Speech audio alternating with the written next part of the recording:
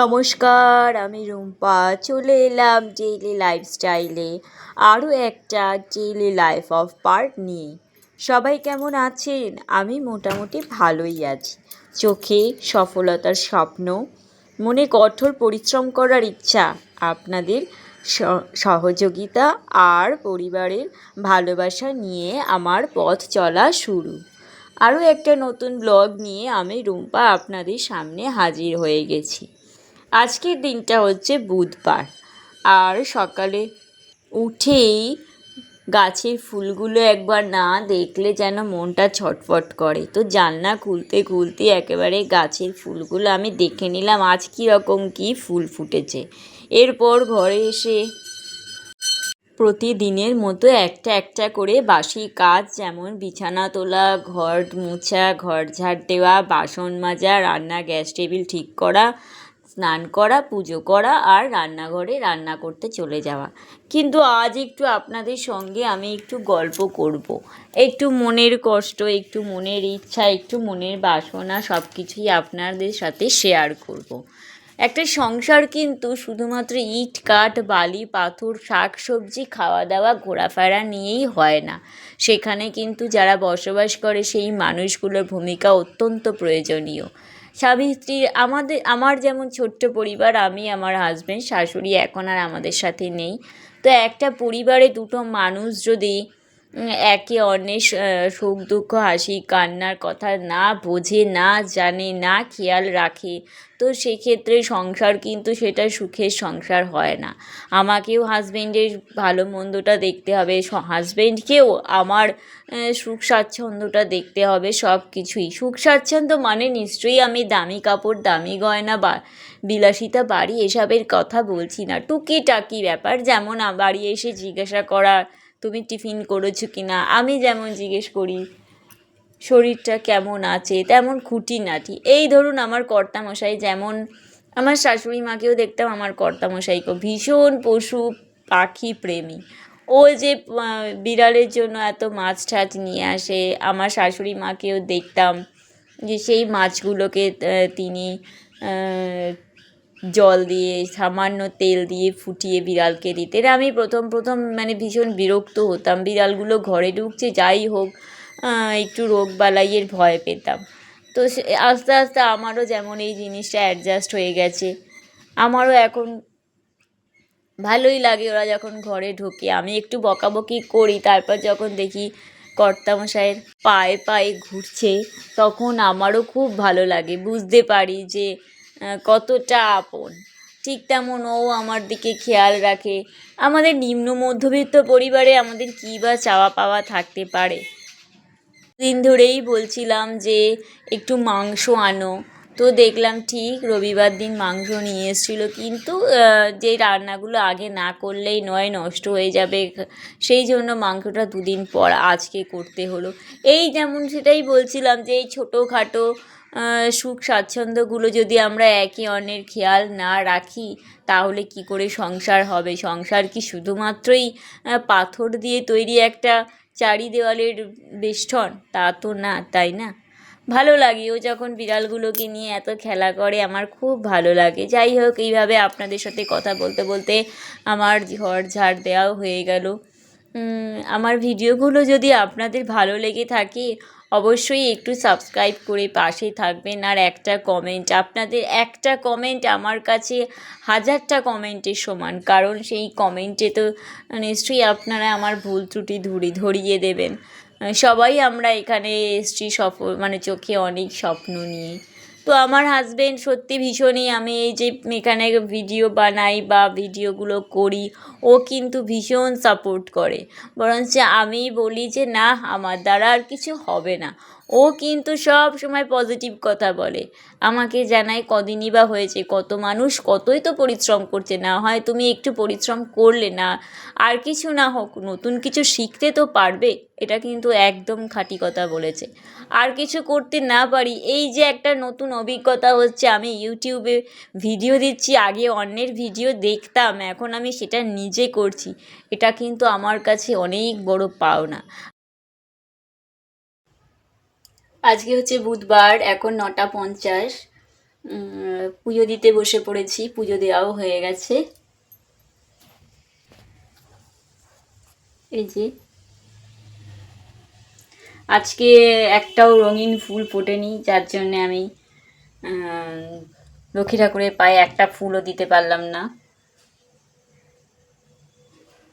আর অনেকগুলো কাঞ্চন ফুল ফুটেছে, থোকা টগর ফুটেছিল। থোকা টগরগুলো এমন জায়গায় ফুটেছে আমি তুলে আনতে পারিনি। এই এমনি টগরগুলো দিয়ে পুজো দিয়েছি, কিন্তু একটাও কোনো কলকে ফুল বা কোনো জবা ফুল পাইনি যে লক্ষ্মী ঠাকুরের পায়ে দেব। তো লক্ষ্মী ঠাকুরের পায়ে আজকে জবা ফুল দিতে পারলাম না। এবার পুজো সমাপ্ত হয়ে ঠাকুরের বাসনগুলো একটু মেজে নেব, নিয়ে আমার ঠাকুর পুজো দেওয়ার কাজ শেষ।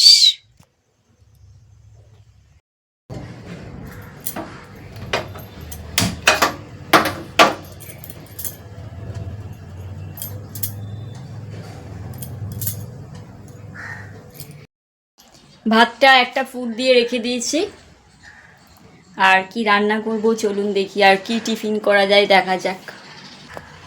তো রান্না করব, মাংসটা রান্না করা হয়নি, তো আজকে মাংসটা রান্না করব।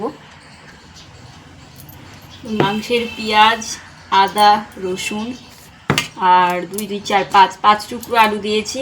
মনে হয় যা আছে 2 দিন হয়ে যাবে। পেঁয়াজ আর বাটবো না, এই পেঁয়াজ কুচি করেই দেবো, আদা রসুন কাঁচা লঙ্কা দেবো, একটু দই দেবো, মানে দই দিয়ে ম্যারিনেট করব। আর খেতে যাব এখন, খাওয়ার আগে ম্যারিনেট করে যাব। আর কালকে ছিল মঙ্গলবার, নিরামিষ ডাল করেছিলাম, ছোলার ডাল এখনও এতটা রয়েছে।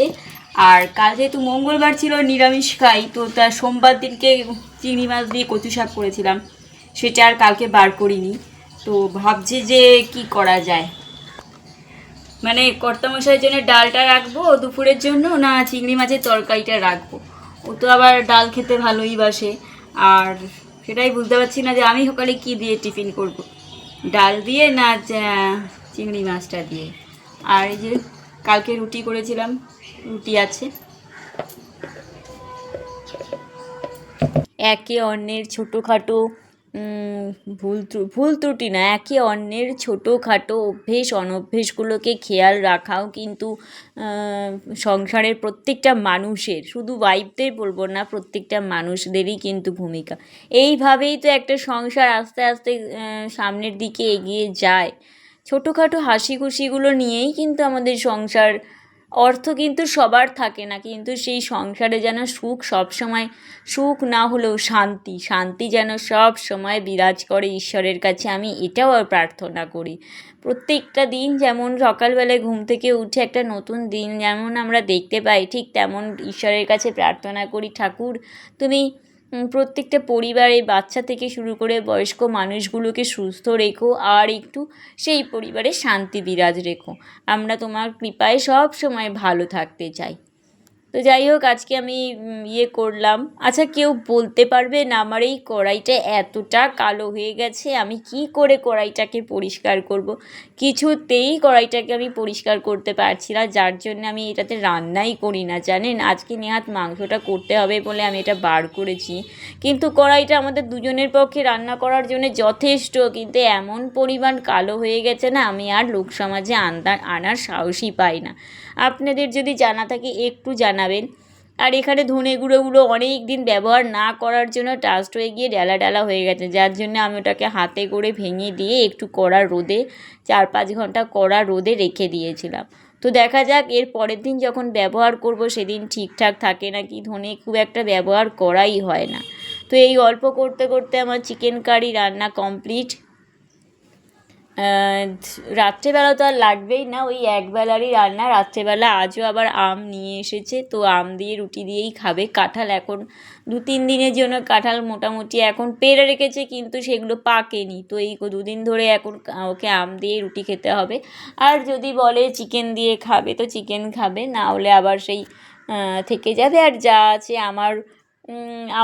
আমার মতন প্রতিদিনই দেখি 2 হাতা মতো ভাত থেকে যায়, ওই ভাত আর রুটি মিশিয়ে আমি রাতে খেয়ে নিই, আর ওই আম দিয়ে রুটি খাই। আর এই যে আমাদের টুনটুনের জন্য আজও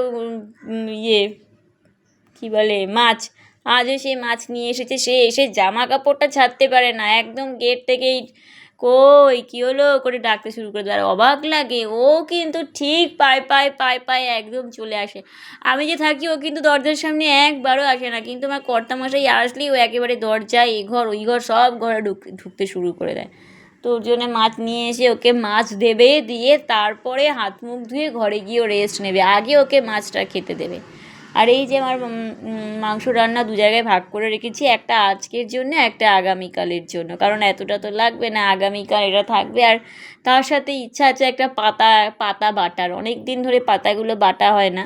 তো দুপুরে খাওয়া দাওয়া নিয়ে বসে পড়েছি। শুভ দুপুর, এখন বাজে 2:15। আর এই যে খাবারের থালা নিয়ে বসে পড়েছি, একদম রেডি। চিংড়ি মাছ দিয়ে কচু শাকটাই রেখে দিয়েছি, আর সকালে আমি ডাল দিয়েই টিফিন করে নিয়েছি। আর এই যে কর্তামশাইয়ের থালাটাও রেডি করে নিয়েছি। ও একটু কাজ করছে, মানে হাতে হাতেই কাজ করছে, একটা শার্ট পরছে।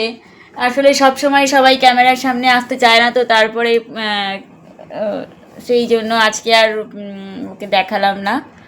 আর আর এই যে আমার কর্তা রেডি, একদম বললো না আমাকে একটু দেখাও, তা ওকেও দেখালাম। আর এই যে আমার চিকেন কষা রেডি, দু জায়গায় রেখেছি। এটা শুধু দুপুরবেলা এখনের জন্য নেব, তাও মনে হয় থেকে যাবে, কারণ এখানেই কচু শাক যা রয়েছে এটাতেই আমাদের দুজনের খাবো, মানে নেওয়া হবে। তারপরেই মাংস মনে হয় সবটা এখন লাগবেও না, আর রাত্রেবেলা তো আর মাছের 3 টুকরো দেখা যাক। আর আমি আচার নিয়েছি, মাংসের সাথে যদি আচার খেতে চায় তো আচারের বয়ামগুলো এখানে রেখে দিয়েছি, আমার এই কুলে দুটোরই রয়েছে। তো সবাই ভালো থাকুন, সুস্থ থাকুন। আবারও একটা নতুন ভিডিও নিয়ে আগামীকাল আপনাদের সাথে হাজির হয়ে যাব। তো আমি শুরু করলাম। হ্যাঁ হ্যাঁ, আমি শুরু করলাম। একদম তুমি শুরু করো। আমিও তাহলে খাওয়া দাওয়া শুরু করছি। তো সবাই ভালো থাকবেন, সুস্থ থাকবেন।